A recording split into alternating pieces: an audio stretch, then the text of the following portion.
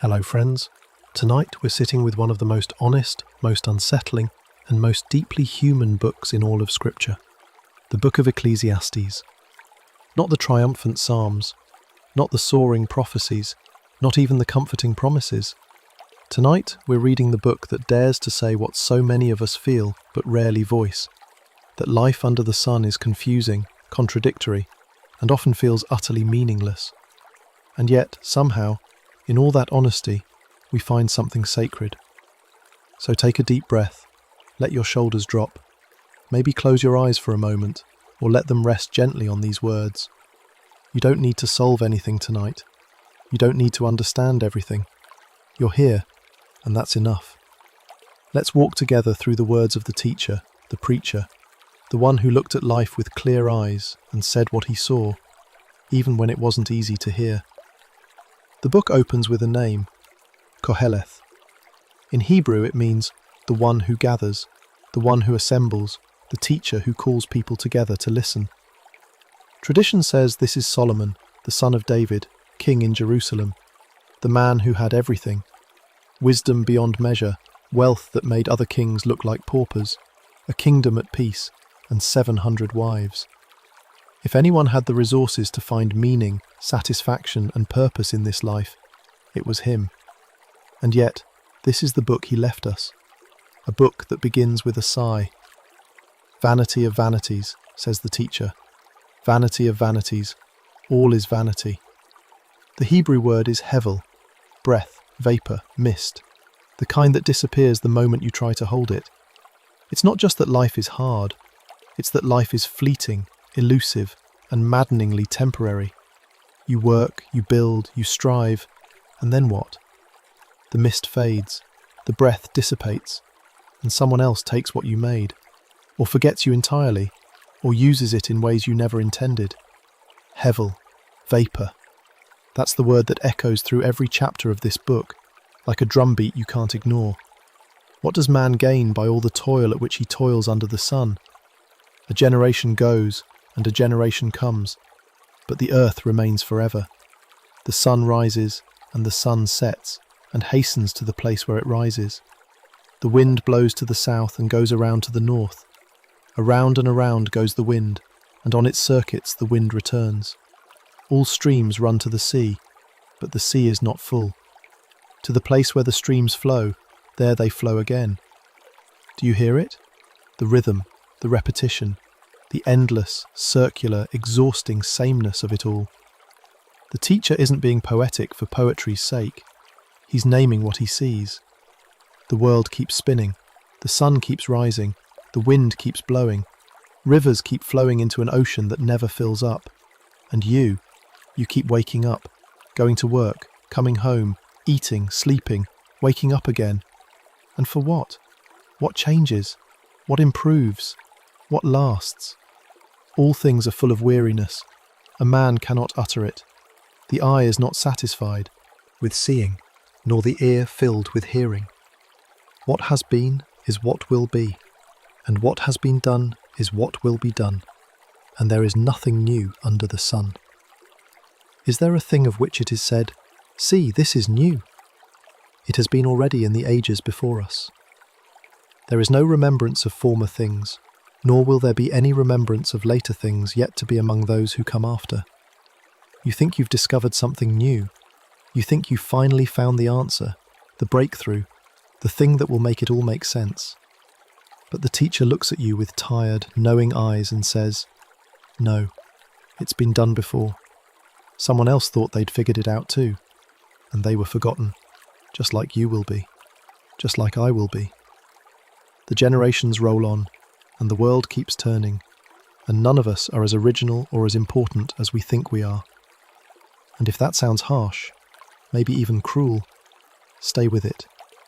Because the teacher isn't trying to hurt you, he's trying to free you. Free you from the exhausting belief that you have to make your life mean something grand. Free you from the crushing weight of thinking that your work, your legacy, your name has to echo through eternity. The teacher is saying, it won't, and that's okay. Because maybe meaning isn't found in the echoes. Maybe it's found somewhere else entirely. I, the teacher, have been king over Israel in Jerusalem, and I applied my heart to seek and to search out by wisdom all that is done under heaven. It is an unhappy business that God has given to the children of man to be busy with. I have seen everything that is done under the sun, and behold, all is vanity, and a striving after wind. Striving after wind? Have you ever tried to catch the wind? Cup your hands, reach out, grasp at it. You feel it on your skin. You see it moving the trees. You know it's there, but you can't hold it.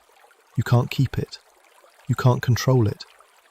And that, says the teacher, is what all our striving feels like. Chasing something real, something we can feel, but never quite able to hold on to it. What is crooked cannot be made straight, and what is lacking cannot be counted. There are some things, the teacher says, that you simply cannot fix. Some brokenness that will not be repaired. Some emptiness that will not be filled. Not because you didn't try hard enough, not because you lacked faith or wisdom or effort, but because that's the nature of life under the sun. Some things just are, and no amount of striving will change them. I said in my heart, I have acquired great wisdom, surpassing all who were over Jerusalem before me, and my heart has had great experience of wisdom and knowledge.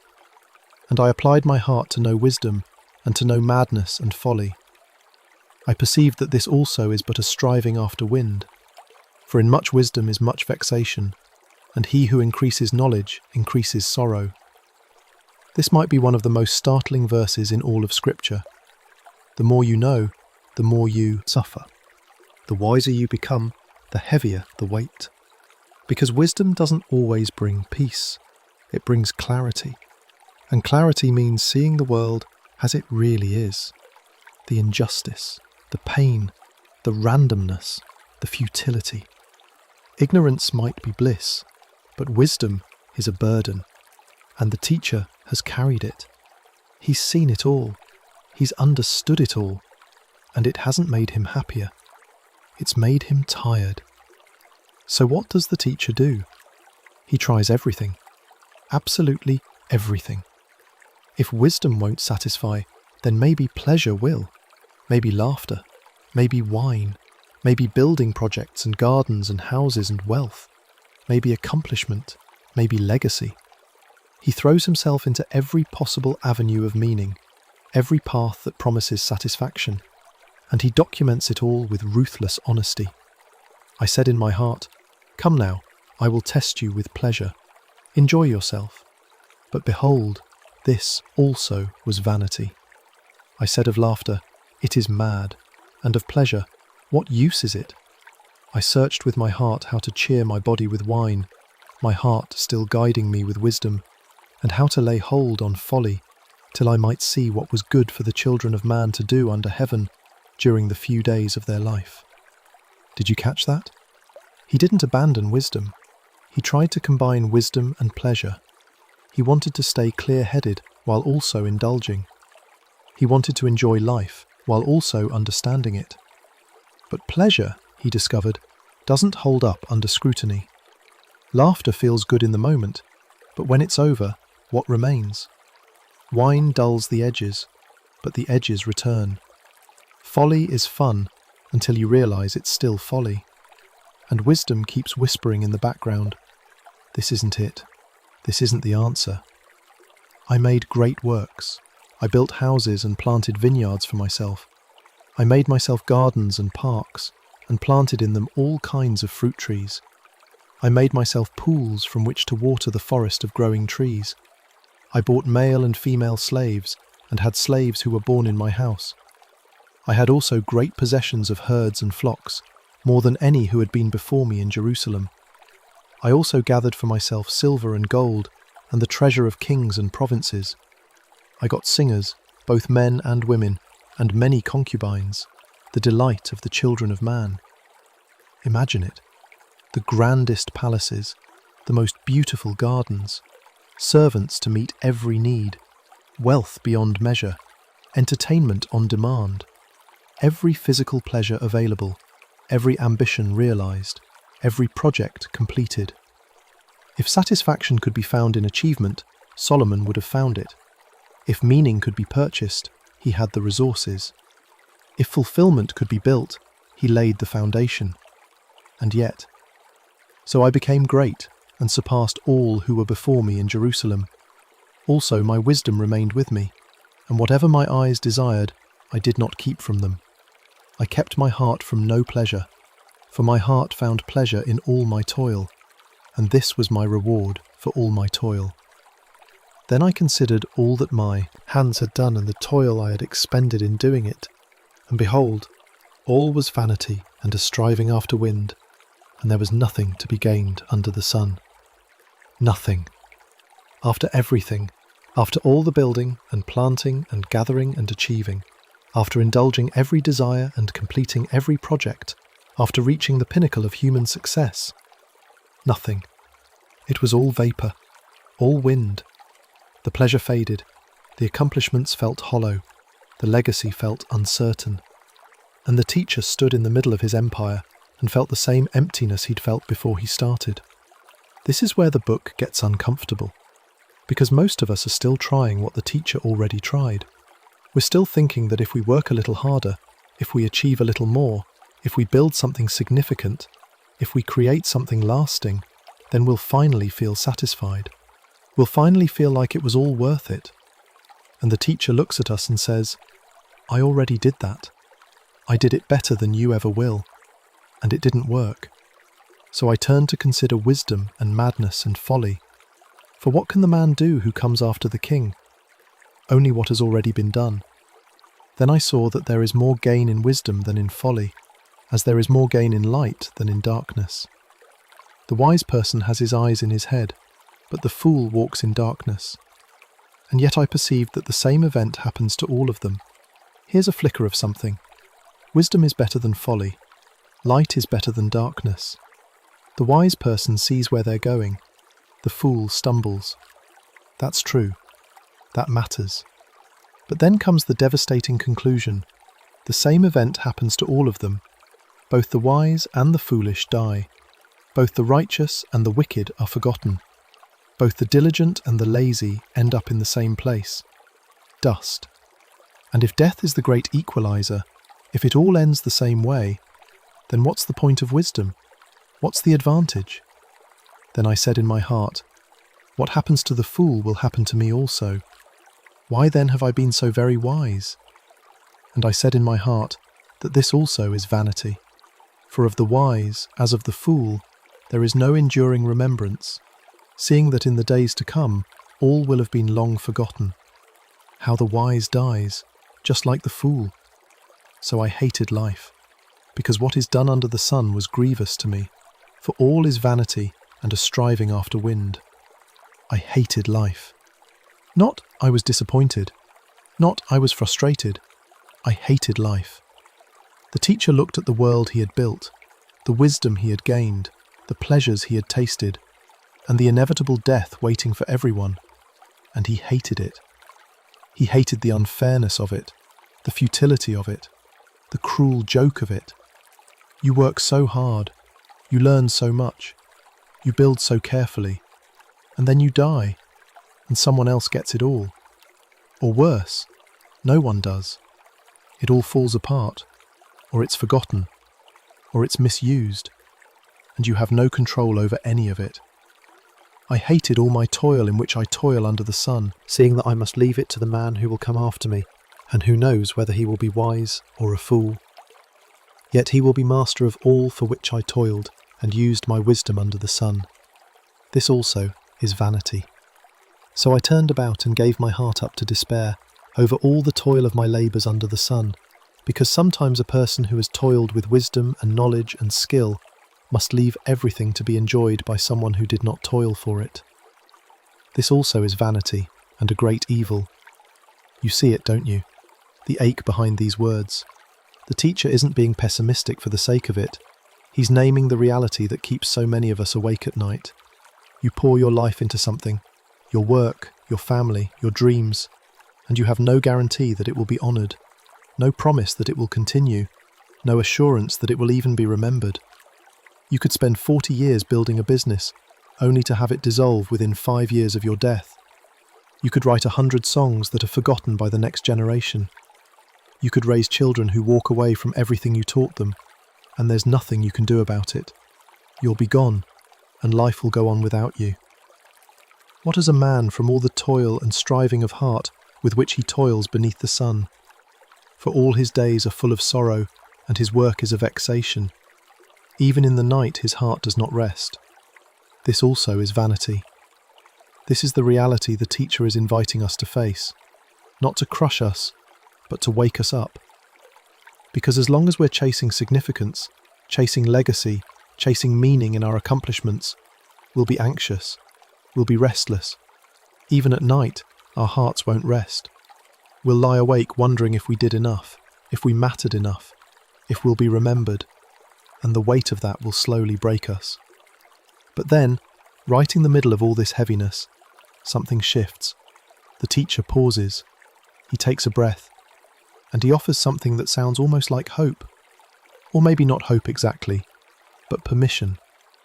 Permission to stop striving. Permission to just be.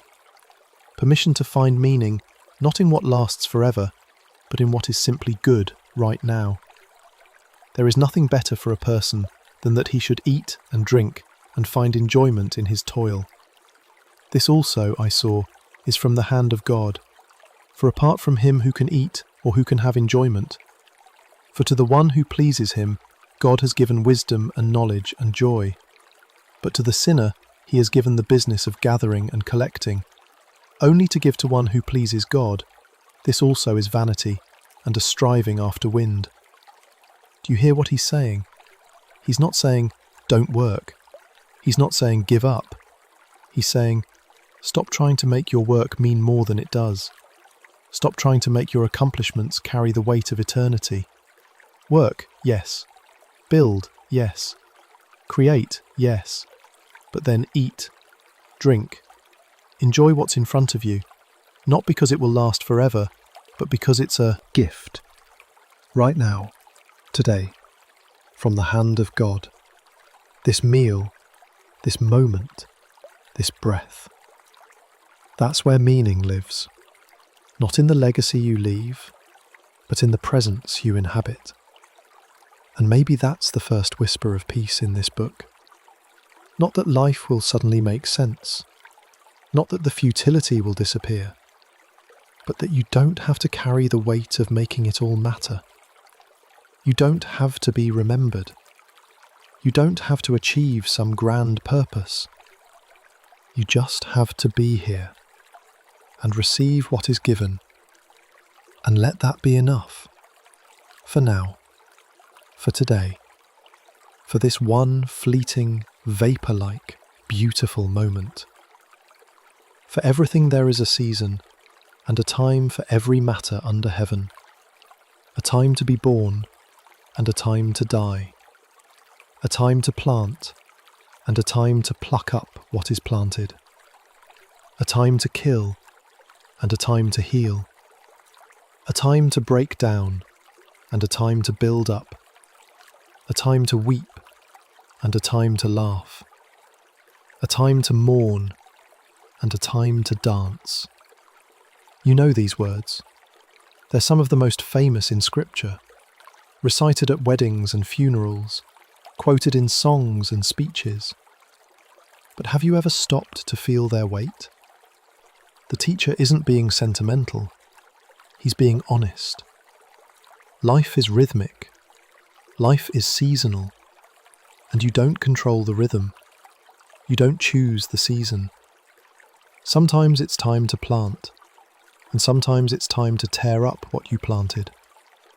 Sometimes it's time to build, and sometimes it's time to let what you built fall apart. And you don't get to decide which season you're in.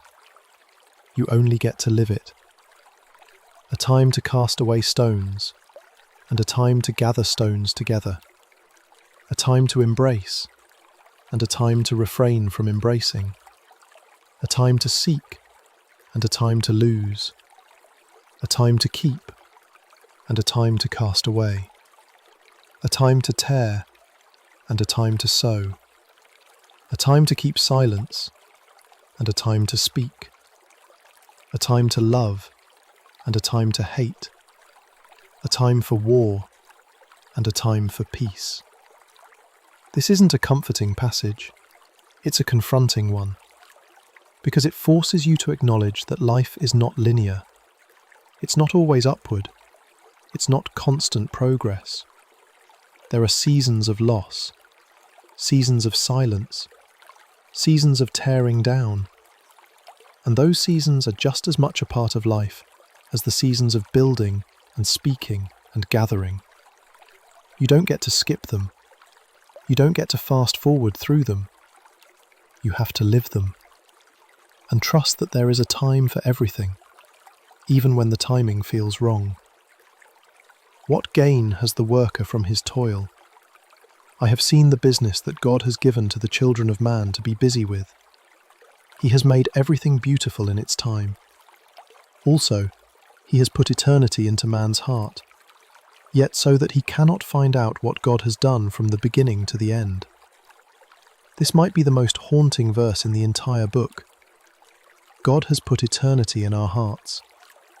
There's something in you that longs for more, something that refuses to accept that this is all there is. You look at the world and you sense beauty, meaning, purpose, something bigger. You feel it. It's woven into your very being. The hunger for eternity, the ache for something that lasts. But, and here's the twist, you cannot find out what God has done from the beginning to the end. You have the longing, but not the answers. You have the question, but not the map. You sense eternity, but you live in time. And that gap, that space between what you long for and what you can understand, that's where the ache lives. I perceive that there is nothing better for them than to be joyful and to do good as long as they live. Also that everyone should eat and drink and take pleasure in all his toil. This is God's gift to man. I perceive that whatever God does endures forever. Nothing can be added to it, nor anything taken from it. God has done it so that people fear before him. That which is already has been. That which is to be already has been. And God seeks what has been driven away. So here's what the teacher is saying. You can't change what God has set in motion. You can't add to it. You can't subtract from it. It is what it is. The seasons will turn. Time will pass. Things will come and go. And you are small in the middle of it all. But that smallness, that lack of control, it's not meant to crush you. It's meant to free you. Free you to stop trying to be God. Free you to stop trying to control outcomes you were never meant to control. Free you to simply be human, to eat, to drink, to find joy in your work. Not because it will echo through eternity, but because today, this moment, is God's gift to you. Moreover, I saw under the sun that in the place of justice, even there was wickedness, and in the place of righteousness, even there was wickedness. I said in my heart, God will judge the righteous and the wicked, for there is a time for every matter and for every work. I said in my heart with regard to the children of man, that God is testing them, that they may see that they themselves are but beasts. For what happens to the children of man and what happens to the beasts is the same. As one dies, so dies the other. They all have the same breath, and man has no advantage over the beasts, for all is vanity. All go to one place. All are from the dust, and to dust all return. The teacher doesn't shy away from the hard truths. He sees wickedness where there should be justice. He sees corruption where there should be righteousness. And he sees death, the great equalizer, waiting for everyone. Human or animal, wise or foolish, righteous or wicked, all go to the same place, dust. And if that's true, if death really is the end, then what makes humans any different from animals? What gives our lives meaning that theirs don't have? The teacher is pushing you to face the question. If there's no afterlife, if there's no ultimate justice, if this life is all there is, then why does any of it matter? Who knows whether the spirit of man goes upward and the spirit of the beast goes down into the earth? So I saw that there is nothing better than that a man should rejoice in his work, for that is his lot. Who can bring him to see what will be after him? Notice the question. Who knows? The teacher isn't claiming to know what happens after death. He's not offering easy assurances. He's sitting in the uncertainty. He's acknowledging the mystery.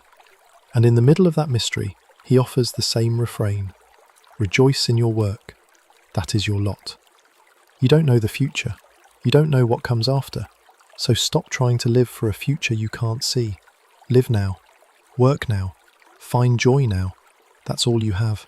That's all you're given. And maybe, just maybe, that's enough.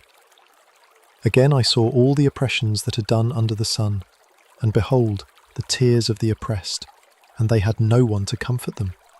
On the side of their oppressors there was power, and there was no one to comfort them. And I thought, the dead who are already dead, more fortunate than the living who are still alive. But better than both is he who has not yet been, who has not seen the evil deeds that are done under the sun. This is one of the darkest passages in Scripture.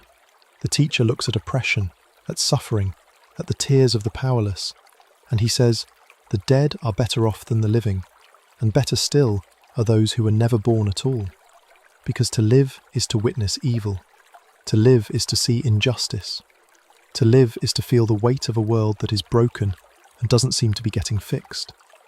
And if that's what life is, maybe it's better not to live at all. It's brutal. It's honest. And it's the kind of thought that crosses the mind of anyone who has truly looked at the suffering in the world and felt the crushing weight of its enormity. Then I saw that all toil and all skill in work come from a man's envy of his neighbour.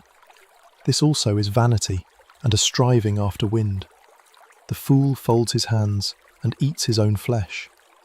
Better is a handful of quietness than 2 hands full of toil and a striving after wind. Why do we work so hard? The teacher asks. Is it because we love the work? Or is it because we're trying to keep up, trying to prove ourselves, trying to have more than the person next to us? So much of our striving, he suggests, is driven by envy, by competition, by the need to measure ourselves against others. And it's exhausting. It's a striving after wind. Better, he says, to have a handful of quietness, a little bit of peace, a little bit of rest, than to work yourself to death, chasing something that will never satisfy. Again I saw vanity under the sun. One person who has no other, either son or brother, yet there is no end to all his toil, and his eyes are never satisfied with riches, so that he never asks, for whom am I toiling and depriving myself of pleasure? This also is vanity and an unhappy business. 2 are better than 1, because they have a good reward for their toil. For if they fall, one will lift up his fellow. But woe to him who is alone when he falls, and has not another to lift him up. Here's a glimpse of something better. Not work, not achievement, not legacy, but companionship. 2 are better than 1, because when you fall, and you will fall, you need someone to help you up. The lonely worker who toils endlessly with no one to share it with. Who is he working for? What's the point? His eyes are never satisfied with riches, because riches can't fill the space that relationship fills. And so, even in the middle of this dark, brutally honest book, the teacher pauses to say, you need people, you need connection, you need community. Not because it will make your work meaningful, but because it will make your life bearable. Again, if 2 lie together, they keep warm. But how can one keep warm alone? And though a man might prevail against one who is alone, 2 will withstand him. A 3-fold cord is not quickly broken.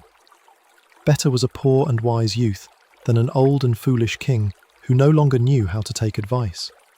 For he went from prison to the throne, though in his own kingdom he had been born poor.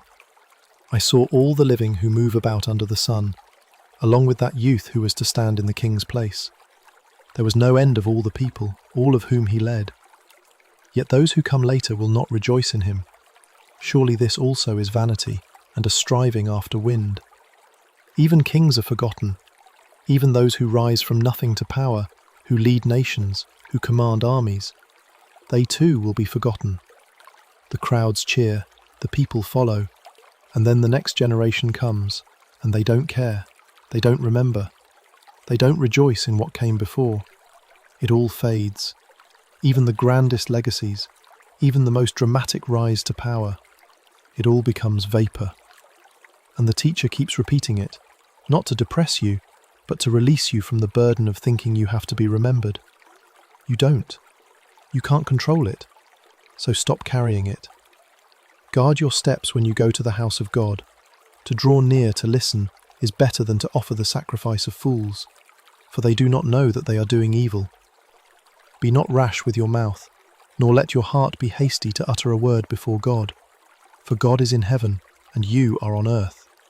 Therefore let your words be few. After all this talk of vanity and vapour, after all this wrestling with meaninglessness, the teacher turns to worship, and his advice is simple. Be careful. Be thoughtful. Don't rush into God's presence with empty words and thoughtless offerings. Listen more than you speak. Remember who God is and who you are. God is in heaven. You are on earth. That gap matters. And in the middle of all your questions, all your doubts, all your struggles with meaning, the posture that matters most is humility. Come to God, yes, but come quietly. Come carefully. Come ready to listen. For a dream comes with much business, and a fool's voice with many words. When you vow a vow to God, do not delay paying it, for he has no pleasure in fools. Pay what you vow. It is better that you should not vow than that you should vow and not pay. Let not your mouth lead you into sin, and do not say before the messenger that it was a mistake.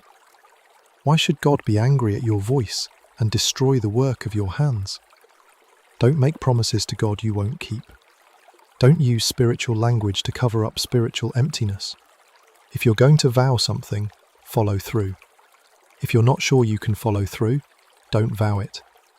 This is practical wisdom, grounded wisdom, the kind that says, your relationship with God matters more than your impressive words. Your integrity matters more than your eloquence. And if your life is full of empty religious talk, but no real substance, no real commitment, then what's the point? For when dreams increase and words grow many, there is vanity, but God, fear. If you see in a province the oppression of the poor and the violation of justice and righteousness, do not be amazed at the matter, for the high official is watched by a higher, and there are yet higher ones over them. But this is gain for a land in every way, a king committed to cultivated fields. The teacher is naming something we all see. The world is full of oppression, the systems are corrupt, the powerful exploit the powerless, and it's not a surprise. It's not a glitch in the system, it's the system. Don't be amazed, he says. This is how it works under the sun. There are layers of power, layers of corruption, and very rarely does justice trickle down. So what do? You fear God. You remember that there's a higher authority. You live with integrity, even when the systems around you are broken. You do what's right, not because it will change the world, but because it's right. He who loves money will not be satisfied with money, nor he who loves wealth with his income. This also is vanity. When goods increase, they increase who eat them, and what advantage has their owner but to see them with his eyes? Sweet is the sleep of a labourer, whether he eats little or much, but the full stomach of the rich will not let him sleep. Here it is again, the emptiness of wealth. The more you have, the more people want a piece of it. The more you accumulate, the more you worry about losing it. The worker who has little, he sleeps well. He eats his simple meal, lies down, and rests.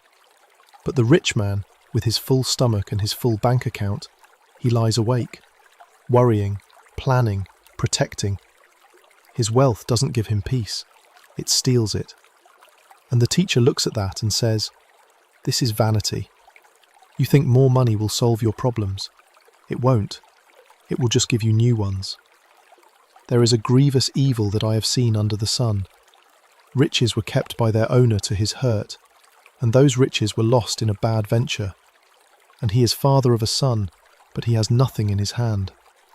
As he came from his mother's womb, he shall go again, naked as he came, and shall take nothing for his toil, that he may carry away in his hand. This also is a grievous evil. Just as he came, so shall he go, and what gain is there to him who toils for the wind? You came into this world with nothing, and you'll leave with nothing. You can't take it with you, not your wealth, not your possessions, not your achievements. You'll die just as naked as you were born. So what's the point of spending your whole life accumulating? What's the gain? You're toiling for the wind, working for something you can't hold, building something you can't keep, and in the end, you leave it all behind. Moreover, all his days he eats in darkness, in much vexation and sickness and anger. Behold, what I have seen to be good and fitting is to eat and drink, and find enjoyment in all the toil with which one toils under the sun, the few days of his life that God has given him, for this is his lot.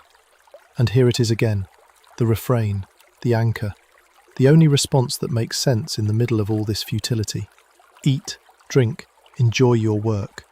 You have a few days, a few years, a brief moment on this earth. Don't waste it chasing what you can't keep. Don't waste it striving for a legacy that will fade. Live, now, today, this meal, this moment, this breath. That's your lot. That's what's been given to you. So receive it, enjoy it, let it be enough. Everyone also to whom God has given wealth and possessions and power to enjoy them, and to accept his lot and rejoice in his toil, this is the gift of God. For he will not much remember the days of his life, because God keeps him occupied with joy in his heart. This is worth pausing on. The teacher isn't saying that wealth is bad. He's saying that wealth without the ability to enjoy it is meaningless. You can have everything and feel nothing. You can own the world and still be empty. But if God gives you the grace to actually enjoy what you have, to take pleasure in your work, to find joy in the ordinary moments, that's a gift. That's not something you can manufacture. That's not something you can achieve. It's given. And when it's given, you don't spend your days obsessing over what you don't have or worrying about what you might lose. You're occupied with joy. And that joy, that present tense contentment, that's what keeps you from drowning in the existential dread that the teacher has been swimming in. There is an evil that I have seen under the sun, and it lies heavy on mankind. A man to whom God gives wealth, possessions, and honour, so that he lacks nothing of all that he desires. Yet God does not give him power to enjoy them, but a stranger enjoys them. This is vanity. It is a grievous evil. Here's the nightmare scenario. You work your whole life. You build an empire. You accumulate everything you ever wanted. And then, for reasons you can't control, you can't enjoy any of it. Maybe you get sick. Maybe you're too anxious. Maybe your heart is too hardened. Maybe you die before you get the chance. And someone else, a stranger, someone who didn't work for it, they get to enjoy what you built. They inherit your wealth. They live in your house. They benefit from your labour. And you got nothing. You spent your life working for someone else's retirement. This is vanity. This is a grievous evil. And it happens all the time. If a man fathers 100 children and lives many years, so that the days of his years are many, but his soul is not satisfied with life's good things, and he also has no burial, I say that a stillborn child is better off than he, for it comes in vanity and goes in darkness, and in darkness its name is covered. Moreover, it has not seen the sun or known anything, yet it finds rest rather than he. Even though he should live 1,000 years twice over, yet enjoy no good. Do not all go to the one place? This is brutal. The teacher is saying that if you live a long life, if you have many children, if you have everything the world says should make you happy, but your soul is not satisfied, you're worse off than a baby who was never born. Because at least the stillborn child doesn't know what it's missing. At least it finds rest. But you live 1,000 years, 2,000 years, and you never enjoy any of it. You never find peace. You never feel satisfied. And in the end, you go to the same place as everyone else. Dust. So what was the point of living at all? All the toil of man is for his mouth. yet his appetite is not satisfied.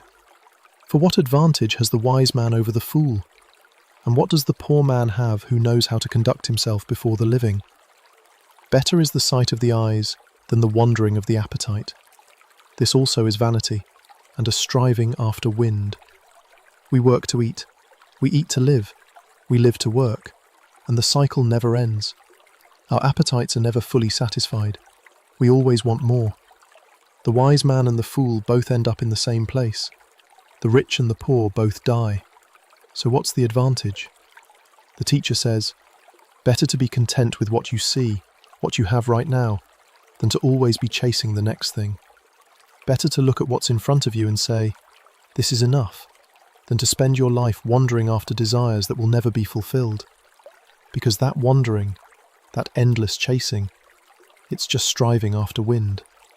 Whatever has come to be has already been named, and it is known what man is, and that he is not able to dispute with one stronger than he. The more words, the more vanity. And what is the advantage to man? For who knows what is good for man while he lives the few days of his vain life, which he passes like a shadow? For who can tell man what will be after him under the sun? You are who you are. Your nature has been set. Your limits have been established. And you can't argue with God about it. You can't change the fundamental structure of reality. You're human. You're finite. You're mortal. And no amount of talking, no amount of philosophizing will change that. The more words you use, the more you try to explain it all away, the more vanity you create. So the question remains, who knows what's good for you? Who can tell you how to live these few days you have? You pass through life like a shadow, brief and insubstantial. And when you're gone, who can tell you what will happen next? No one. So stop trying to figure it all out. Stop trying to control what comes after. Live now. That's all you can do. A good name is better than precious ointment, and the day of death than the day of birth. It is better to go to the house of mourning than to go to the house of feasting, for this is the end of all mankind, and the living will lay it to heart. Sorrow is better than laughter, for by sadness of face the heart is made glad. The heart of the wise is in the house of mourning, but the heart of fools is in the house of mirth. This is counterintuitive. The day of death is better than the day of birth? Mourning is better than feasting? Sorrow is better than laughter? What is the teacher saying? He's saying that death clarifies, it strips away the illusions, it forces you to confront what matters. When you go to a funeral, when you stand in the house of mourning, you remember. You remember that life is short, that time is limited, that the things you're chasing might not matter as much as you think. The house of feasting, the house of mirth, it lets you forget. It distracts you. It makes you think you have forever. But the house of mourning, it tells you the truth. And the wise person, the one who really wants to live well, they go where the truth is told, even when it's painful. It is better for a man to hear the rebuke of the wise than to hear the song of fools. For as the crackling of thorns under a pot, so is the laughter of the fools. This also is vanity. Surely oppression drives the wise into madness, and a bribe corrupts the heart. Better is the end of a thing than its beginning, and the patient in spirit is better than the proud in spirit. Be not quick in your spirit to become angry, for anger lodges in the heart of fools. Say not, why were the former days better than these? For it is not from wisdom that you ask this. Don't chase empty laughter. Don't surround yourself with people who only tell you what you want to hear. The rebuke of the wise, the correction, the hard truth, that's what shapes you. That's what makes you better. Foolish laughter is like thorns crackling under a pot. It burns hot and fast, and then it's gone. It doesn't warm you. It doesn't last. And don't romanticize the past. Don't sit around wishing things were like they used to be. That's not wisdom. That's just nostalgia. The former days weren't better. They were different. And you're here now. So live now. Wisdom is good with an inheritance. an advantage to those who see the sun. For the protection of wisdom is like the protection of money, and the advantage of knowledge is that wisdom preserves the life of him who has it. Consider the work of God. Who can make straight what he has made crooked? In the day of prosperity be joyful, and in the day of adversity consider. God has made the one as well as the other, so that man may not find out anything that will be after him. Wisdom protects you, it preserves your life, but it doesn't give you control. You can't straighten what God has made crooked. You can't fix everything. You can't force outcomes. So what do? In the good times be joyful. In the hard times consider, reflect, learn. Both prosperity and adversity come from the same hand, and both are meant to teach you something. Prosperity teaches you to receive, adversity teaches you to trust, and both remind you that you're not in control. You don't know what's coming next, so stop trying to predict it. Stop trying to plan for every possible future. Live in the day you're in. In my vain life I have seen everything. There is a righteous man who perishes in his righteousness, and there is a wicked man who prolongs his life in his evil doing. Be not overly righteous, and do not make yourself too wise. Why should you destroy yourself? Be not overly wicked, neither be a fool. Why should you die before your time? It is good that you should take hold of this, and from that withhold not your hand. For the one who fears God shall come forth from both. This is one of the most misunderstood passages in the book. Be not overly righteous? What does that mean? Is the teacher telling us not to be too good? No. He's warning against self-righteousness, against the kind of rigid, legalistic perfectionism that crushes you and everyone around you. He's seen righteous people prosper and wicked people prosper. Life isn't fair. Virtue doesn't guarantee safety. So don't destroy yourself trying to be perfectly righteous in your own strength. And don't be a fool who throws away your life in wickedness either. Hold both truths in tension. Fear God, trust God, and live with humility, knowing that you can't control outcomes by being good enough or smart enough. You're human, and that's okay. Wisdom gives strength to the wise man more than 10 rulers who are in a city. Surely there is not a righteous man on earth who does good and never sins. Do not take to heart all the things that people say, lest you hear your servant cursing you. Your heart knows that many times you yourself have cursed others. Wisdom makes you strong, but it also makes you humble, because wisdom shows you that no one is perfectly righteous. Everyone sins. Everyone fails.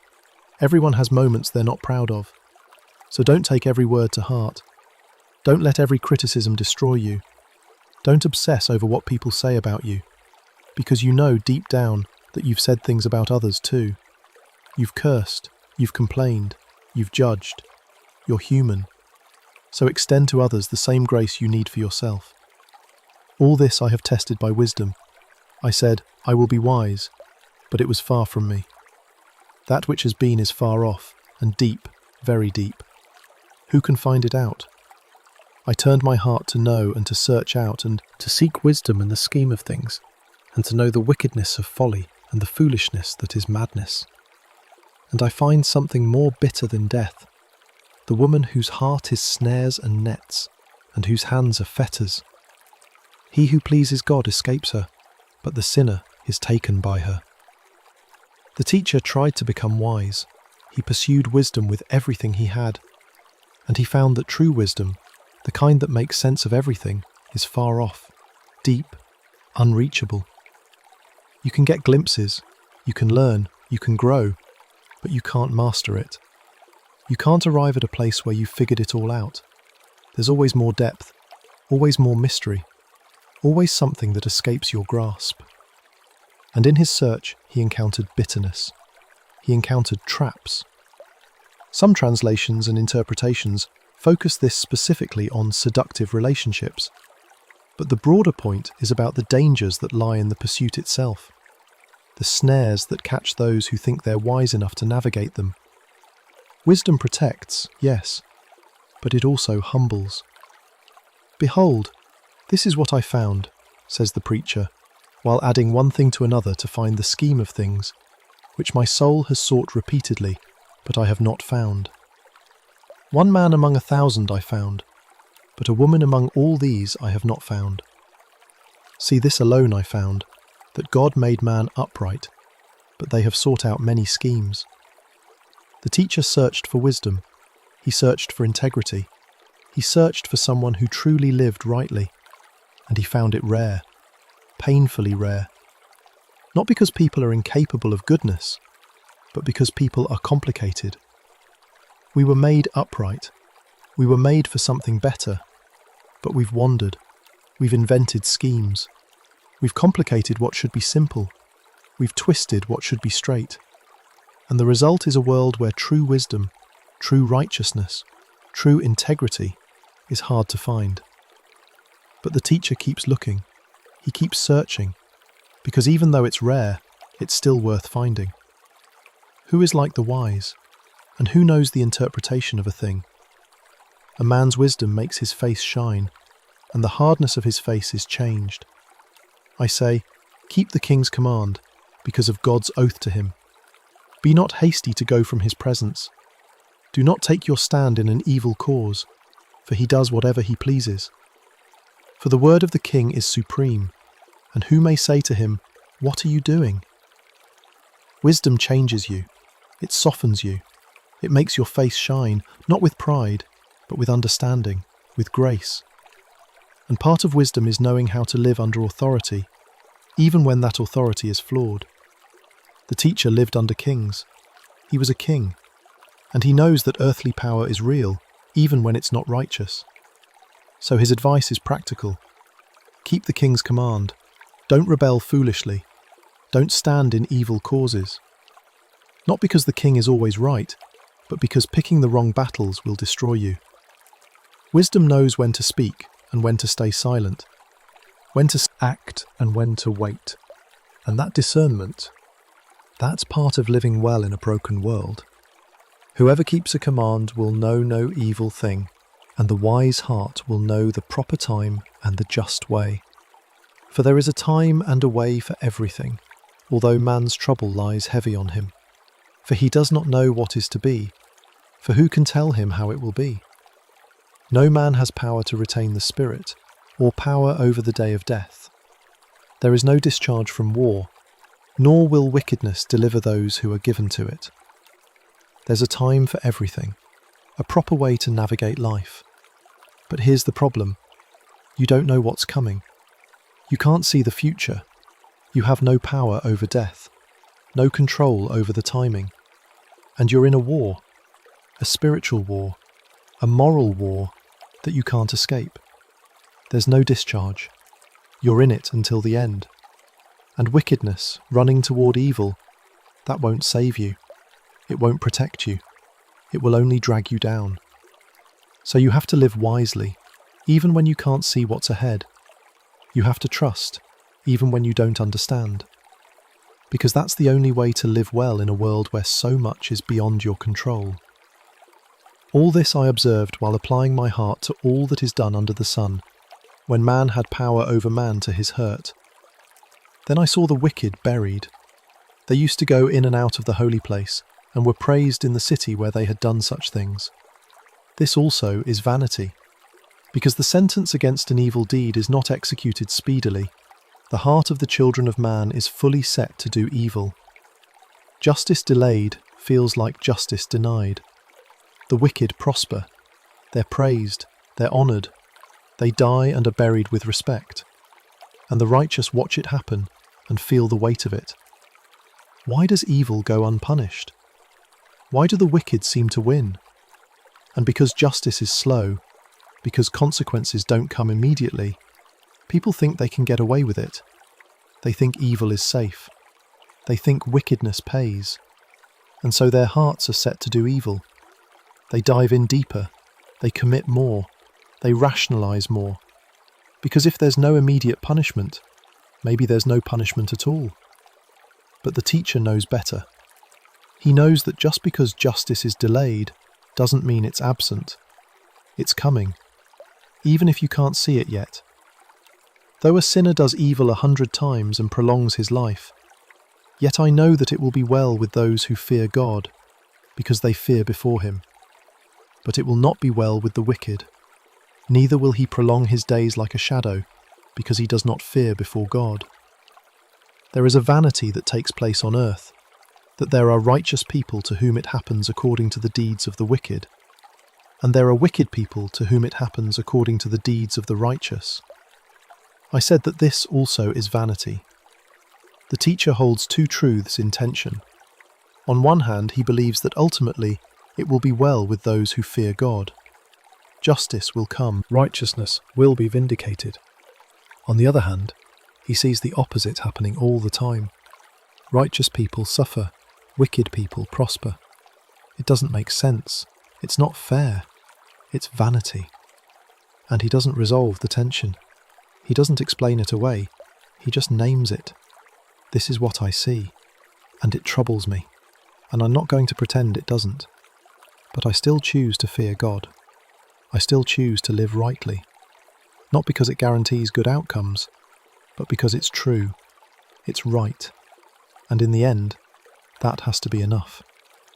And I commend joy, for man has nothing better under the sun but to eat and drink and be joyful, for this will go with him in his toil through the days of his life that God has given him under the sun. And here it is again, the refrain, the teacher's answer to all the vanity, all the injustice, all the confusion. Commend joy. Choose joy. Not because everything makes sense, not because life is fair, not because you've figured it all out, but because joy is the gift. Joy in the simple things. Joy in eating and drinking. Joy in your work. Joy in the days you've been given. That joy, that ability to find gladness in the middle of a world that often makes no sense, that will go with you. It will sustain you. It will carry you through. And it's a better companion than bitterness, than despair, than the endless, exhausting search for answers you'll never find.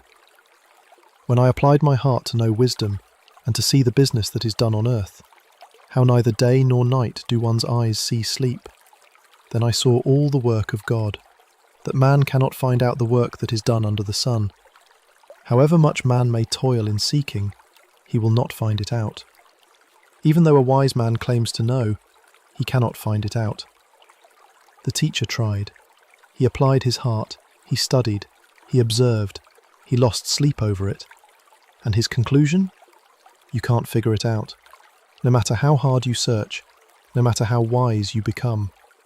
The work of God, the way the world actually operates, the deeper meanings, the ultimate purposes, they're beyond you. And anyone who claims to have it all figured out is lying, to you or to themselves. Wisdom teaches you the limits of wisdom. It shows you how much you don't know, how much you can't know. And that's okay, because you were never meant to be God. You were only ever meant to be human. But all this I laid to heart, examining it all, how the righteous and the wise and their deeds are in the hand of God. Whether it is love or hate, man does not know. Both are before him. It is the same for all, since the same event happens to the righteous and the wicked, to the good and the evil, to the clean and the unclean, to him who sacrifices and him who does not sacrifice. As the good one is, so is the sinner, and he who swears is as he who shuns an oath. This is the hardest truth in the book. The same event happens to everyone, righteous and wicked, clean and unclean, those who sacrifice and those who don't. Death comes for all. Suffering touches all. Randomness affects all. And you can't predict who will experience what. You can't control outcomes by being good. The righteous die young. The wicked live long. The faithful suffer. The faithless prosper. It's the same for all. And that feels unbearably unfair. But the teacher isn't trying to make you despair. He's trying to free you from the illusion that you can earn your way to a good life. That if you just do enough, believe enough, sacrifice enough, you'll be protected. You won't. Life is life. And all of it, every single bit of it, is in the hand of God, not in yours. This is an evil in all that is done under the sun, that the same event happens to all. Also, the hearts of the children of man are full of evil, and madness is in their hearts while they live, and after that they go to the dead. But he who is joined with all the living has hope, for a living dog is better than a dead lion. For the living know that they will die, but the dead know nothing, and they have no more reward, for the memory of them is forgotten. Their love and their hate and their envy have already perished, and forever they have no more share in all that is done under the sun. As long as you're alive, there's hope. Even if you're a living dog, scraggly and weak, you're better off than a dead lion, majestic and powerful. Because life is the thing. As long as you're breathing, you have the chance to love, to act, to choose, to experience. The dead have nothing. Their emotions are gone. Their opportunities are over. They're forgotten. So don't waste your life wishing it were different. Don't waste your days mourning what could have been. You're alive. That's the starting point. That's the gift. And as long as you have that, you have something.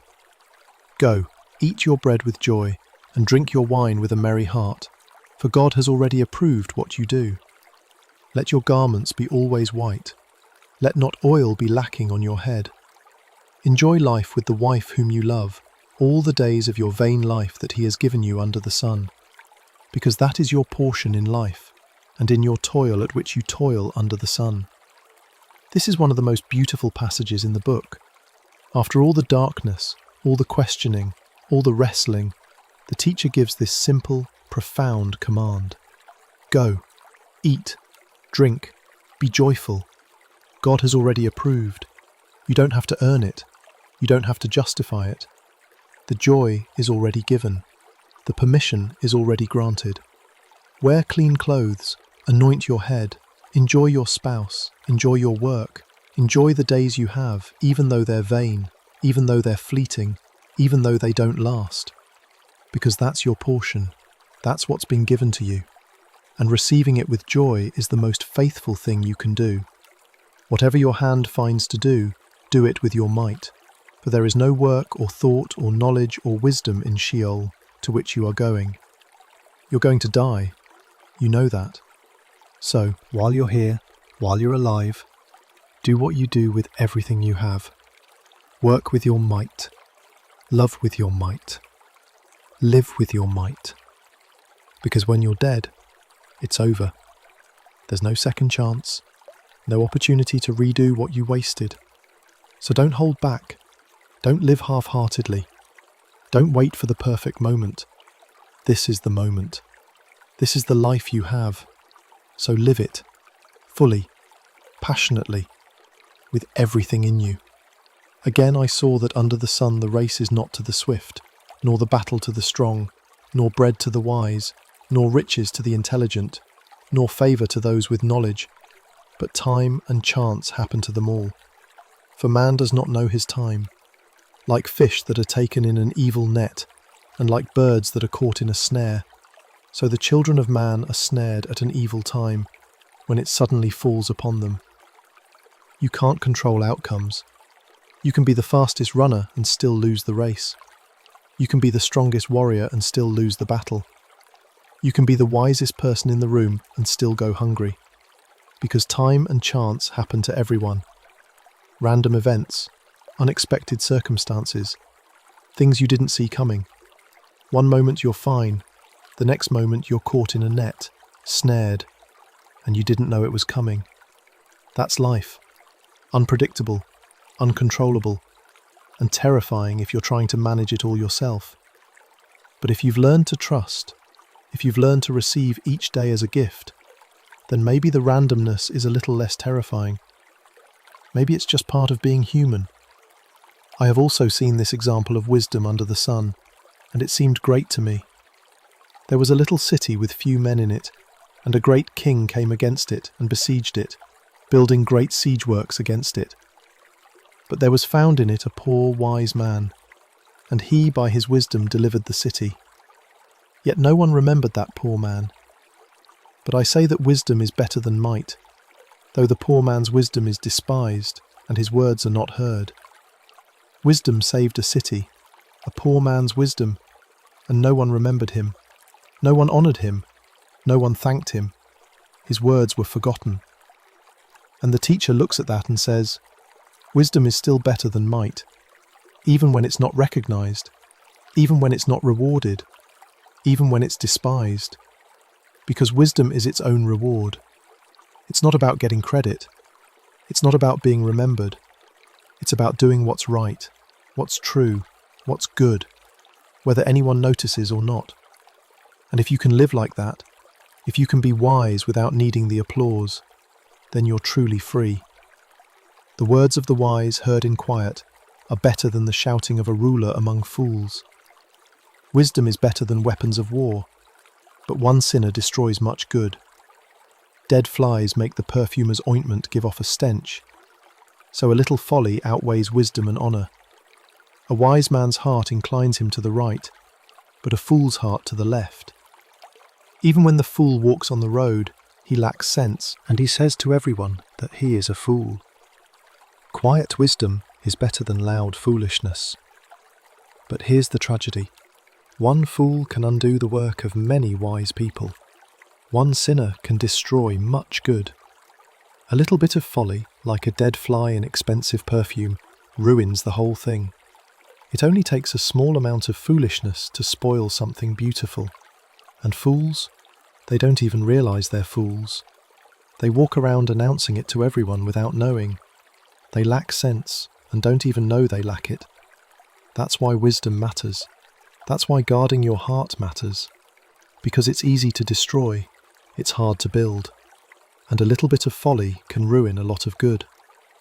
If the anger of the ruler rises against you, do not leave your place, for calmness will lay great offences to rest. There is an evil that I have seen under the sun, as it were an error proceeding from the ruler.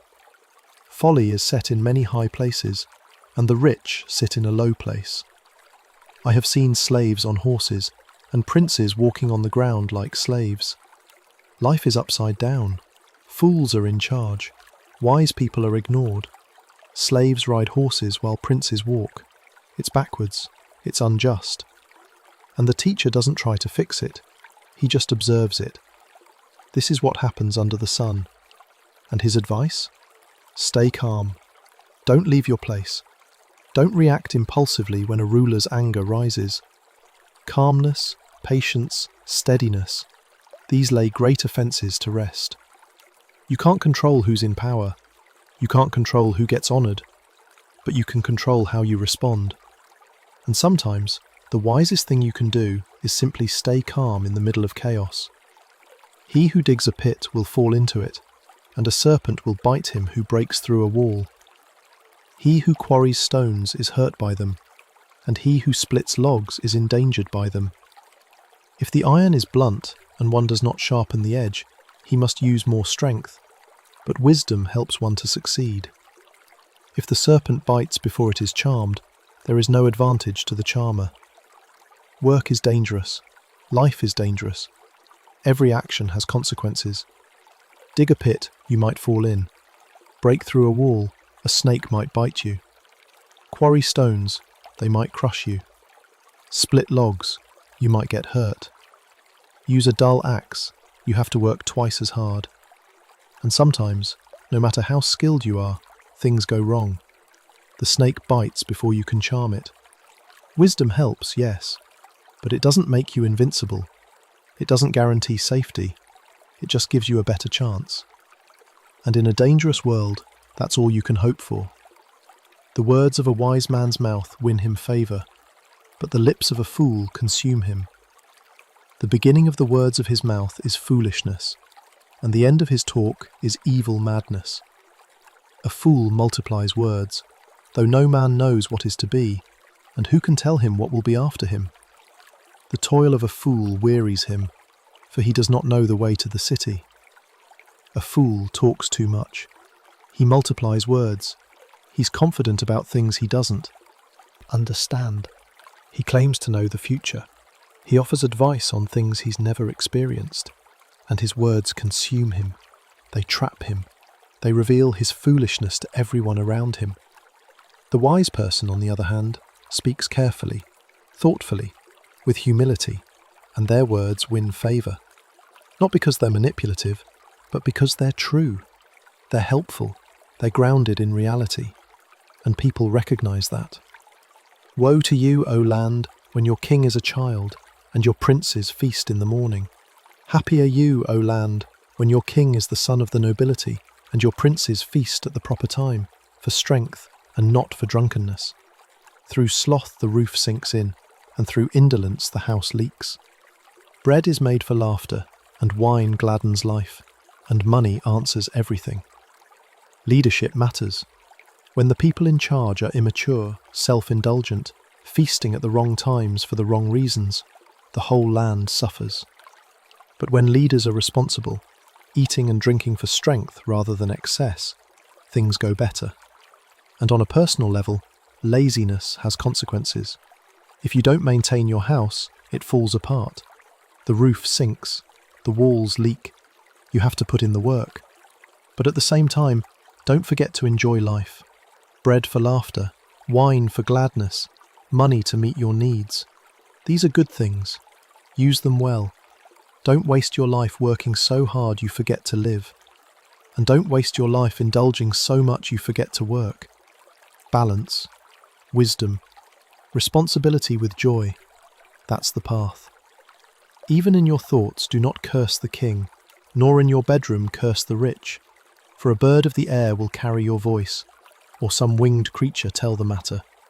Be careful what you say, even in private, even in your own thoughts. Words have a way of getting out, secrets have a way of spreading, and careless words about those in power can come back to hurt you. This isn't about being paranoid, it's about being wise, about guarding your tongue, about recognizing that your words matter, even the ones you think no one else will hear, because somehow they always do. Cast your bread upon the waters, for you will find it after many days. Give a portion to 7, or even to 8, for you know not what disaster may happen on earth. If the clouds are full of rain, they empty themselves on the earth. And if a tree falls to the south or to the north, in the place where the tree falls, there it will lie. He who observes the wind will not sow, and he who regards the clouds will not reap. Be generous, take risks, cast your bread on the waters, even when you can't see the return. Give freely to many people, because you don't know what's coming. You don't know what disaster might strike. And here's the wisdom. If you wait for perfect conditions, you'll never act. If you watch the wind too carefully, you'll never plant. If you study the clouds too long, you'll never harvest. Rain will come when it comes. Trees will fall where they fall, and you can't control any of it. So stop waiting for certainty. Stop trying to eliminate all risk. Act, give, sow, trust. Because life requires movement, and movement requires faith. As you do not know the way the Spirit comes to the bones in the womb of a woman with child, so you do not know the work of God who makes everything. In the morning sow your seed, and at evening withhold not your hand, for you do not know which will prosper, this or that, or whether both alike will be good. You don't understand how life begins, how a spirit enters a body, how bones form in the womb. It's mystery. God's work is mystery. And if you don't understand the miracle of birth, why do you think you can understand everything else? Why do you think you can predict which of your efforts will succeed? You can't. So sow in the morning, sow in the evening. Work faithfully, work diligently, and trust that God will bring the growth. Maybe this will prosper, maybe that will, maybe both, maybe neither. But your job isn't to control outcomes. Your job is to be faithful, to do the work, to plant the seeds, and leave the results to God. Light is sweet, and it is pleasant for the eyes to see the sun. So if a person lives many years, let him rejoice in them all. But let him remember that the days of darkness will be many. All that comes is vanity. Life is beautiful. Light is sweet. The sun is pleasant. And if you live a long time, rejoice in it. Don't take it for granted. Don't waste your years complaining or worrying or wishing things were different. Rejoice. But also remember, the days of darkness are coming. There will be hard times. There will be suffering. There will be death. And when you remember that, It doesn't rob your joy. It focuses it. It makes you treasure the light while you have it. Because all of it, the good and the bad, the light and the dark, all of it is fleeting. All of it is vanity. So live fully now, while you can. Rejoice, O young man, in your youth, and let your heart cheer you in the days of your youth. Walk in the ways of your heart and the sight of your eyes. But know that for all these things, God will bring you into judgment. Remove vexation from your heart, and put away pain from your body, for youth and the dawn of life are vanity. To the young, the teacher says this: enjoy yourself. Let your heart be glad. Follow your desires. Look at what delights you. Live. But, and this is crucial, know that God will bring you into judgment. You're not free to do whatever you want without consequences. You're accountable. Your choices matter. So enjoy your youth, yes, but do it wisely. Don't let bitterness take root. Don't let pain consume you. Don't waste these years on things that will destroy you later, because youth is fleeting. It's vanity. And once it's gone, you can't get it back. So live it well, live it fully, but live it responsibly. Remember also your Creator in the days of your youth, before the evil days come, and the years draw near, of which you will say, I have no pleasure in them. Before the sun and the light and the moon and the stars are darkened, and the clouds return after the rain, in the day when the keepers of the house tremble, and the strong men are bent, and the grinders cease because they are few, and those who look through the windows are dimmed, and the doors on the street are shut, when the sound of the grinding is low, and one rises up at the sound of a bird, and all the daughters of song are brought low. This is one of the most poetic passages in all of Scripture.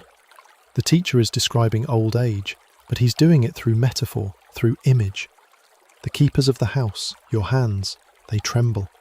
The strong men, your legs, they're bent. The grinders, your teeth, they've fallen out. Those who look through the windows, your eyes, they're dimmed. The doors on the street, your ears, they're shut. You can't hear well anymore.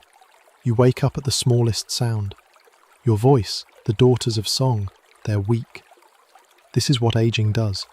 It breaks down your body piece by piece. And the teacher's advice? Remember your Creator before this happens. While you're still young, while you still have strength. Because the time is coming when pleasure fades, when the body fails, when even the simple joys of life become difficult. So don't wait. Remember God now. They are afraid also of what is high, and terrors are in the way. The almond tree blossoms, the grasshopper drags itself along, and desire fails, because man is going to his eternal home, and the mourners go about the streets. Before the silver cord is snapped, or the golden bowl is broken, or the pitcher is shattered at the fountain, or the wheel broken at the cistern, and the dust returns to the earth as it was, and the spirit returns to God who gave it. The imagery continues. The elderly are afraid of heights. They're afraid of walking because they might fall. The almond tree blossoms. That's white hair. The grasshopper drags itself along.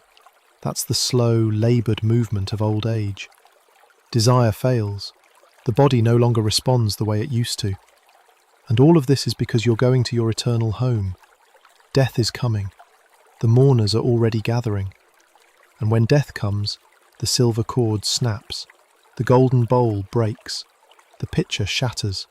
The wheel breaks. All the mechanisms of life, they stop. The body returns to dust. And the spirit, the breath that animated you, it returns to God. That's the end. That's the destination. So remember God before you get there. Remember Him while you still can. Vanity of vanities, says the preacher. All is vanity. Besides being wise, the preacher also taught the people knowledge, weighing and studying and arranging many proverbs with great care. The preacher sought to find words of delight, and uprightly he wrote words of truth. And here we are, back where we started. Vanity of vanities, all is vanity. The teacher has taken us on a journey. Through wealth and pleasure and wisdom and work, through oppression and injustice and death, through all of it. And his conclusion hasn't changed. It's all vapor. It's all fleeting. But notice what he also did. He taught. He weighed. He studied. He arranged proverbs with care. He sought to find words of delight. He wrote words of truth. Even though everything is vanity, the teacher still did the work. He still used his wisdom. He still passed on what he learned. Because the fact that life is fleeting doesn't mean it's meaningless. It means it's urgent. It means it matters how you live it. And sharing truth, teaching wisdom, speaking words that delight and instruct, that's part of living well in a world that won't last. The words of the wise are like goads, and like nails firmly fixed are the collected sayings. They are given by one shepherd. My son, beware of anything beyond these. Of making many books there is no end, and much study is a weariness of the flesh. Wise words are like goads. They poke you, they push you, they make you uncomfortable. They move you in a direction you might not have chosen on your own. And the collected sayings, they're like nails firmly fixed, solid, reliable, anchored. They hold things together. And all of this wisdom, all of these words, they come from one shepherd, from God. So be careful. Don't get lost in endless study. Don't drown in books. There's no end to the making of books. No end to the theories and philosophies and opinions. And too much of it will just wear you out. Sometimes you need to stop reading and start living. Stop analysing and start trusting. The core truths are already there. Hold on to those, and let the rest go. The end of the matter. All has been heard. Fear God and keep his commandments, for this is the whole duty of man. For God will bring every deed into judgment, with every secret thing, whether good or evil. And here it is, the conclusion. After 12 chapters of wrestling and questioning and observing, after all the talk of vanity and vapour and futility, after all the honesty about how hard life is, how unfair it is, how confusing it is, the teacher gives his final word. Fear God, keep his commandments. That's it.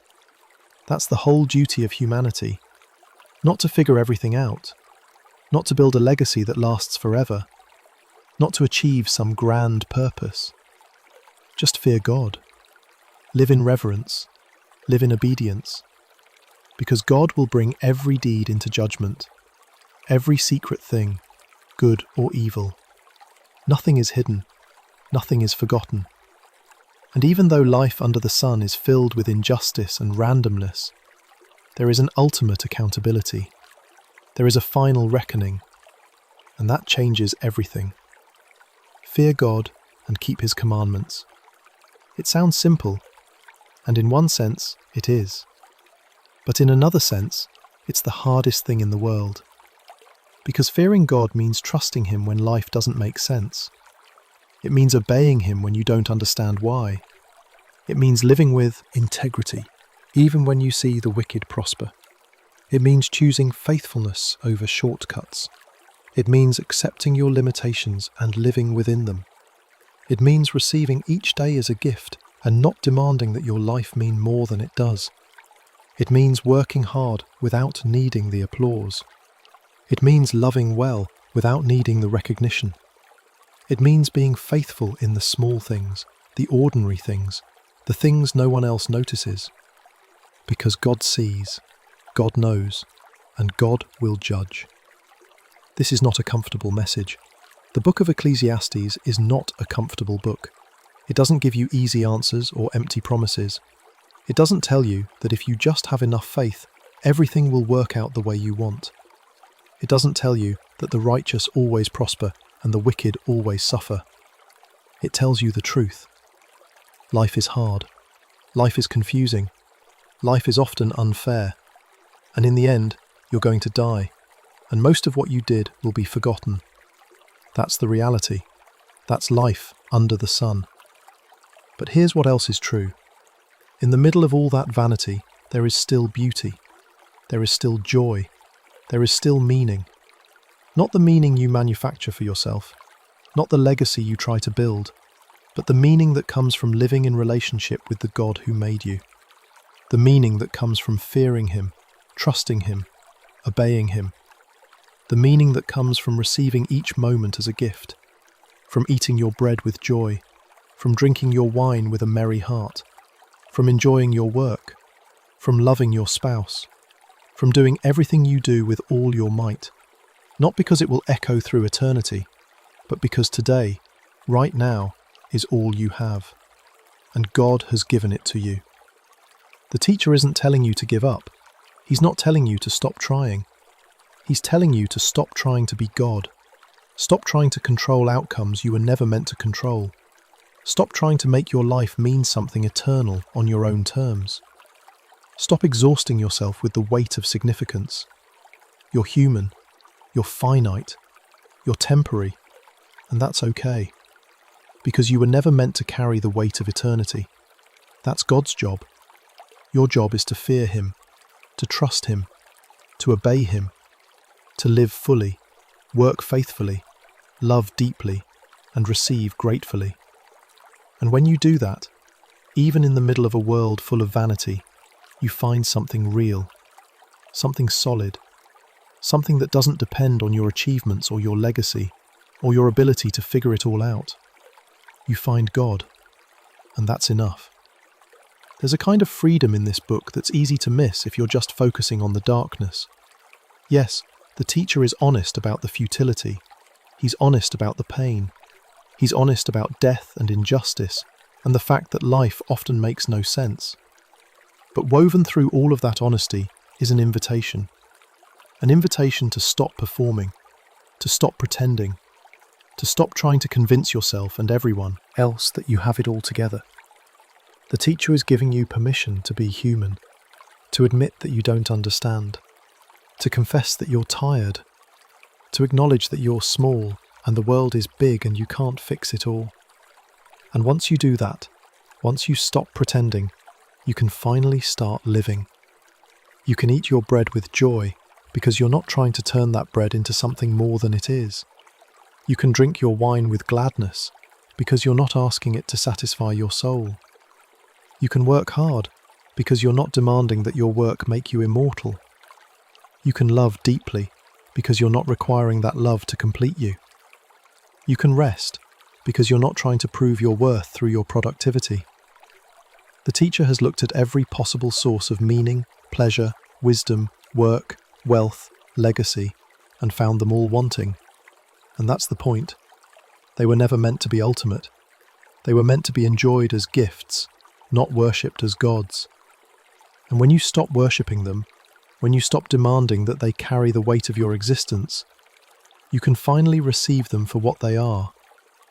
Good things, beautiful things, fleeting things, but still worth savouring. This is what it means to fear God. It means recognizing that He is God and you are not. It means trusting that His ways are higher than your ways, even when you can't see how. It means accepting that there are things you will never understand, questions you will never answer, mysteries you will never solve. And instead of raging against that limitation, instead of exhausting yourself trying to transcend it, you bow, you submit, you rest in the knowledge that the God who made you, who gave you breath, who put eternity in your heart, He knows what He's doing, even when you don't, especially when you don't. And keeping His commandments, that's not about earning favour or proving yourself. It's about living in alignment with reality. God's commandments aren't arbitrary rules designed to make you miserable. They're the instructions for how to live well in the world as it actually is. Don't lie, because truth is the foundation of relationship. Don't steal, because respect for others is the foundation of community. Don't covet, because contentment is the foundation of peace. Honour your parents, because generational wisdom matters. Keep the Sabbath, because rest is essential. Love your neighbour, because isolation will destroy you. These aren't burdens, they're guardrails, they're wisdom. And when you live by them, not perfectly but faithfully, you find that life works better. Not easier, not pain-free, not without suffering, but better, truer, more aligned with the grain of the universe. The judgment that's coming, that final accountability, it's not meant to terrify you into obedience.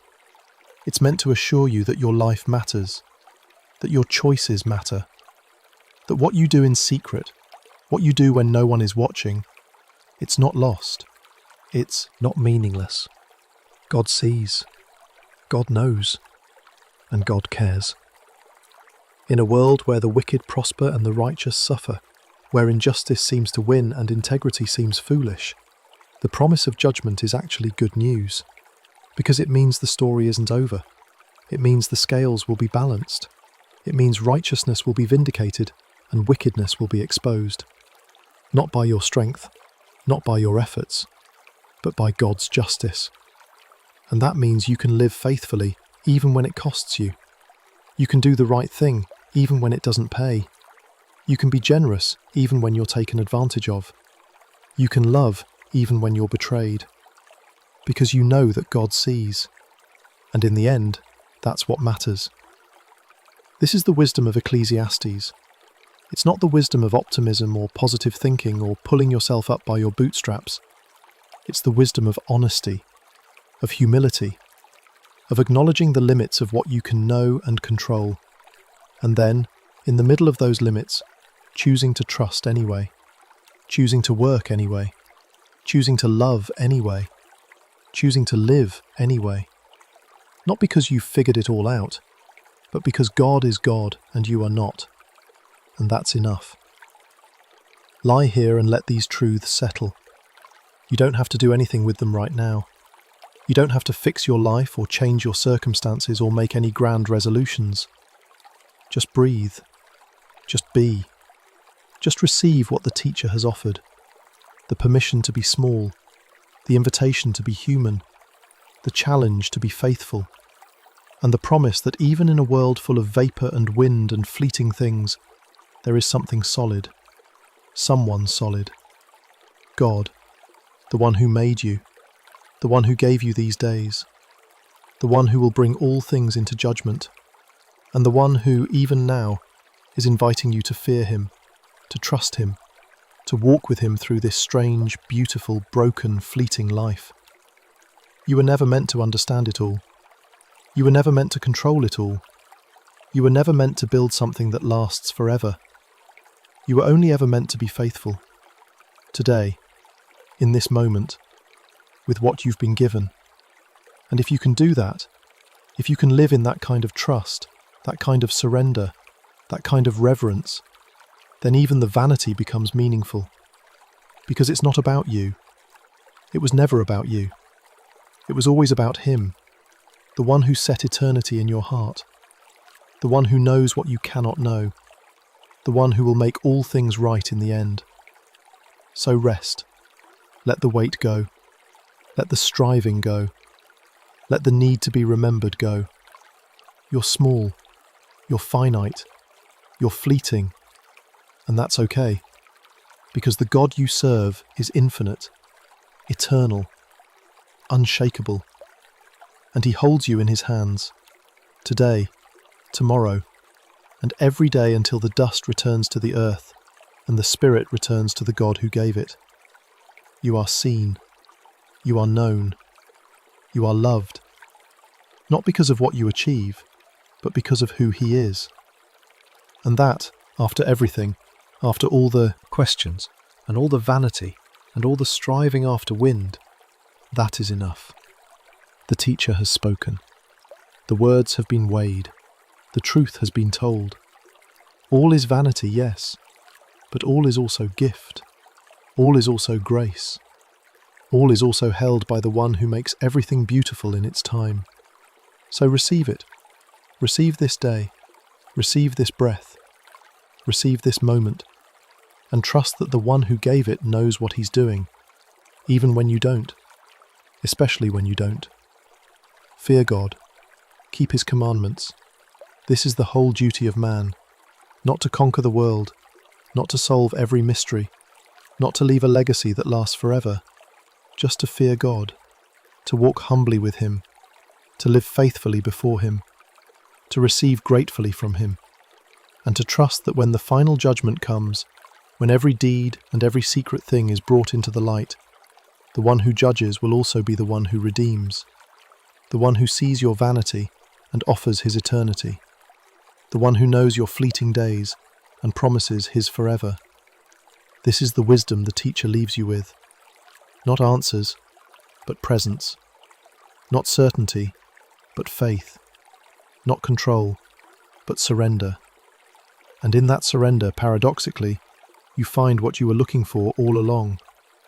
Not a life that lasts forever, but a life that's worth living, right now, today, under the sun, in the sight of God. Sleep now. Let these words sink deep. Let them do their work in the quiet places of your heart. You don't have to carry the weight of meaning. You don't have to justify your existence. You don't have to prove yourself to anyone. You are human. You are finite. You are loved. And that is enough. That has always been enough. That will always be enough. The sun will rise tomorrow. The wind will blow. The rivers will flow to the sea. And you will wake up to another day under the sun. Another day of vanity. Another day of vapor. Another day of fleeting, beautiful, ordinary life. And when you do, remember, God is God. You are not. And that is the best news you could ever hear, because it means you're free. Free to work without the weight of eternity. Free to love without the fear of loss. Free to live without the burden of permanence. Free to simply be, here, now, in this moment, alive, breathing, held by the one who set eternity in your heart and will one day bring you home to himself. This is the Book of Ecclesiastes. This is the wisdom of the teacher. This is the truth that sets you free. Not from work, not from pain, not from death, but from the exhausting lie that you have to make your life mean something on your own. You don't. It already does. Not because of what you do, but because of whose you are. You belong to God, and in Him, even the vapor becomes sacred. Even the wind becomes worship. Even the fleeting becomes eternal. Rest in that. Trust in that. Live in that. And let everything else go. Because in the end, after all the striving and all the searching and all the questions, this is what remains. God is faithful. God is good. God is enough. And you, beloved, are His. Today, tomorrow, and forevermore. Vanity of vanities, yes, but also grace upon grace, breath upon breath, gift upon gift, until the day the dust returns to the earth and the spirit returns to God who gave it. And on that day you will understand. Not everything, but enough. You will see, not fully but clearly. You will know even as you are fully known. Until then, fear God, keep His commandments, eat your bread with joy, drink your wine with gladness, love well, work faithfully, rest deeply, and trust that the one who holds tomorrow is already there, waiting for you, with arms wide open and a heart full of love. This is the whole duty of man. This is the whole gift of God. This is enough. Let's sit together for a while longer in this space the teacher has opened for us. This space of honesty, this space of humility, this space where you don't have to pretend anymore, where you don't have to have all the answers, where you can simply be human, finite, fragile, and held by a God who knows exactly what that's like. Because here's what the teacher understood that so many of us forget. God didn't create you to be superhuman. He created you to be human, fully human, with limitations and questions and uncertainties, with bodies that tire and minds that can't comprehend everything, with hearts that long for eternity, but hands that can only hold what's right in front of them.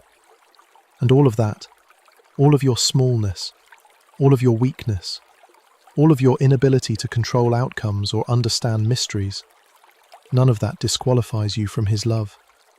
None of that makes you less valuable. None of that means your life doesn't matter. In fact, it's the opposite.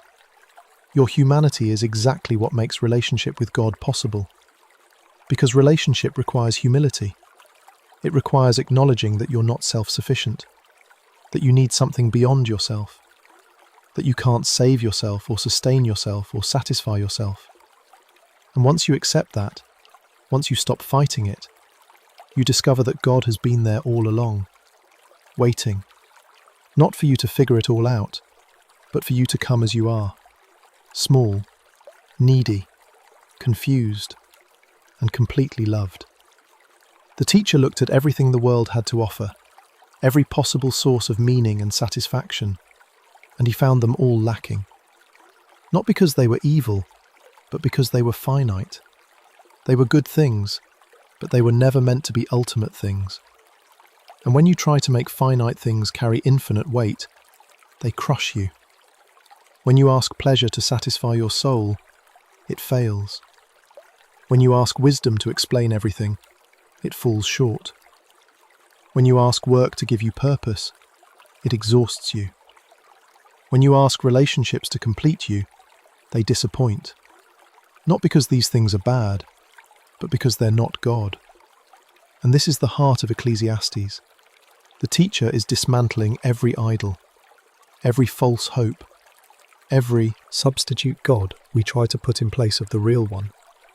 He's showing you that none of it works, none of it lasts, none of it delivers what it promises. And that revelation, as painful as it is actually grace. Because as long as you're chasing satisfaction in things that can't satisfy, you'll never find rest. You'll never find peace. You'll just keep running, keep striving, keep grasping until you collapse from exhaustion. But when the teacher strips away all those false hopes, when he shows you the vanity of it all, he's actually clearing the ground, making space, preparing your heart to receive the one thing that actually can satisfy. Not achievement, not pleasure, not wisdom, not legacy, but God himself. This is why the book doesn't end in despair. It ends in worship. Fear God and keep his commandments. After all the darkness, after all the honesty, after all the wrestling with meaninglessness, the teacher points you to the one source of meaning that can't be taken away. God, the one who made you, the one who knows you, the one who will judge you, and the one who loves you. That's where meaning lives, not in what you do, but in whose you are. Think about what it means to fear God. It's not about being terrified. It's about recognizing reality, about seeing clearly who God is and who you are. God is the creator. You are the creature. God is infinite. You are finite. God is eternal. You are temporary. God knows everything. You know almost nothing. And instead of that gap being a source of anxiety, it becomes a source of rest. Because if God is God and you are not, then you don't have to be. You don't have to carry the weight of the world. You don't have to understand everything. You don't have to fix everything. You don't have to be everything. You can just be you, small, limited, dependent. And that's not only okay, that's exactly how it's supposed to be. When you fear God, you're acknowledging your need for him. You're admitting that you can't do this on your own, that you need his wisdom because yours is insufficient, that you need his strength because yours runs out, that you need his love because you can't generate enough on your own to fill the void. And that kind of humble dependence, that's what opens the door to relationship. That's what makes it possible to receive from him. Because you can't receive what you think you don't need. You can't be filled if you're pretending to be full. You have to come empty, needy, broken. And when you do, you find that God has been waiting for you with open hands and a full heart. Keeping his commandments flows naturally from fearing him. It's not about earning his love. You can't earn what's already been given freely. It's about living in alignment with who he is, about letting his character shape your character, about allowing his priorities to become your priorities. When you keep his commandments, you're not just following rules, You're learning to see the world the way God sees it, to value what God values. to love what God loves. And in that process, you're transformed. Not into someone who has it all together, but into someone who knows they don't have to, because God has it all together, and that's enough. The teacher tells us that God will bring every deed into judgment, every secret thing. And at first that sounds frightening. But think about what it actually means. It means nothing is lost. Nothing is forgotten. Every act of kindness you thought went unnoticed, God saw. Every moment of faithfulness when no one was watching, God knew. Every sacrifice you made that no one appreciated, God remembered. Every tear you cried in the darkness, God collected. You're not working into a void. You're not loving into emptiness. Everything you do, every choice you make, every word you speak, it matters. Not because people will remember, most of them won't, but because God does. And his judgment isn't just about punishment for evil, it's about vindication for good. It's about making right what's been wrong. It's about revealing truth that's been hidden. And that means your life has weight. Your choices have consequences. Your faithfulness has meaning, even when it feels like it doesn't. This is what keeps you going when life under the sun feels unbearable. When you see injustice and can't fix it. When you suffer and don't understand why. When you work hard and see no results. When you love deeply and get hurt. The promise of judgment tells you that this isn't the end of the story. The scales will be balanced. The truth will be revealed. The hidden will be brought to light. And God will make all things right. Not by your timeline, not in the way you would have chosen, but in his time, in his way, with a justice and mercy that far exceed anything you could imagine. So you can rest. You can let go of the need to make everything right yourself. You can release the burden of vengeance, of vindication, of proving your worth.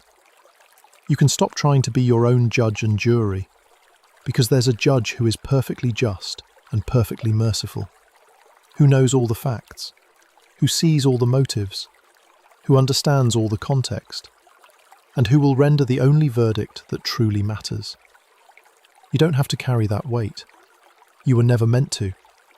That's God's job. Your job is to trust him with it. And in the meantime, while you're waiting for that final judgment, while you're living in this in-between space, where things don't always make sense and justice doesn't always prevail, what do? You live. You eat your bread with joy. You drink your wine with gladness. You work with your might. You love with your whole heart. Not because you're ignoring the darkness, but because you're choosing to receive the light. You're choosing to accept the gifts God gives you today, even knowing they won't last forever. You're choosing joy in the middle of vanity, gratitude in the middle of futility, presence in the middle of impermanence. This is the art of living that the teacher is trying to teach you. It's not about denying reality. It's about embracing reality fully. Yes, life is short. Yes, you're going to die. Yes, most of what you do will be forgotten. Yes, injustice exists. Yes, suffering is real. Yes, you can't control outcomes.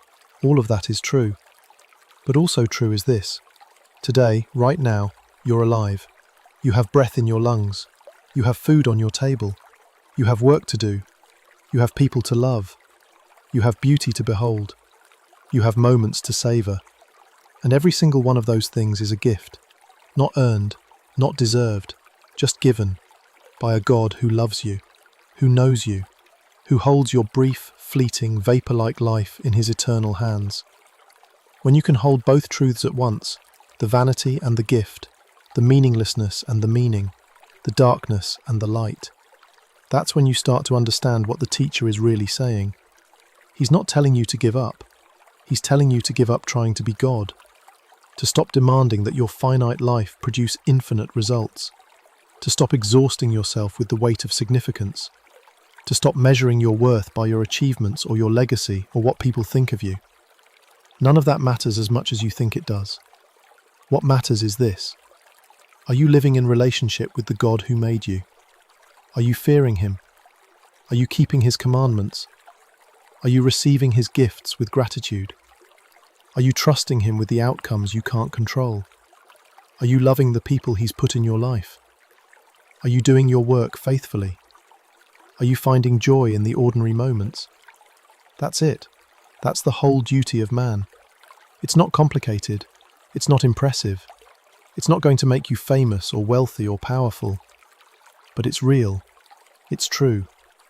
It's the life God created you to live. And when you live it, when you really live it, something miraculous happens. The vanity doesn't disappear. The world is still broken. Death is still coming. But somehow, in the middle of all that, you find peace. Not the peace of having all the answers, but the peace of knowing the one who does. Not the peace of controlling your life, but the peace of surrendering it to the one who holds all things in his hands. Not the peace of achievement, but the peace of acceptance, of being fully known and fully loved just as you are. The teacher has given you a gift in this book, the gift of honesty, the gift of permission to stop pretending, the gift of truth that sets you free from the exhausting burden of making your life mean something it was never meant to mean. You don't have to be impressive. You don't have to be significant. You don't have to be remembered. You just have to be faithful. Today, in the small things, in the hidden things, in the things only God sees. And that faithfulness, that quiet, humble, ordinary faithfulness, that's what he's looking for. That's what he delights in. Not your grand achievements, not your public success, but your private devotion, your daily surrender, your moment-by-moment trust. This is the wisdom that will carry you through. Not the wisdom that claims to have all the answers, but the wisdom that knows how to live in the questions. The wisdom that can say, I don't understand, but I trust. I can't see the way forward, but I'll take the next step. I don't know how this will turn out, but I know who holds tomorrow. This is the wisdom of faith, and it's more valuable than all the knowledge in the world, because knowledge puffs up. It makes you think you're in control, but wisdom humbles you. It shows you your limits, and then it points you to the one who has no limits.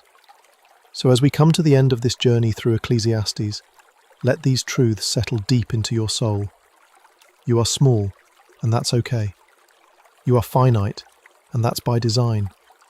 You are temporary, and that's not a tragedy, because you were never meant to be eternal on your own. You were only ever meant to be held by the one who is eternal, to live in relationship with the one who doesn't change, to find your meaning not in what you accomplish, but in whose you are. And you are his, fully, completely, eternally. Nothing can change that. Not your failures, not your doubts, not your inability to understand, not even your death.